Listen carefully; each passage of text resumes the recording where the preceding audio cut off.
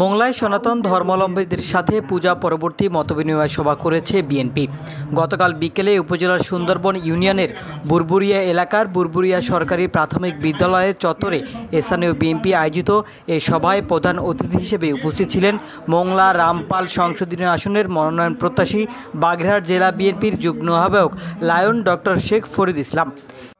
যে নির্দেশনা দিচ্ছেন তার আলোকে চেষ্টা করছি নেতা কর্মীদেরকে আমরা বোঝানোর জন্য যে আমরা আওয়ামী লীগের যে পদাঙ্ক সেটা অনুসরণ করব না, আওয়ামী লীগ যেটা করে গেছে সেটা আমরা করব না। মানুষ বিএনপির কাছে প্রত্যাশা করছে একটা পরিবর্তন, গুণগত পরিবর্তন, একটা ন্যায্যতা, একটা সমতা, একটা মানবিক বাংলাদেশ, সেটা জন্য আমরা কাজ করতে চাই।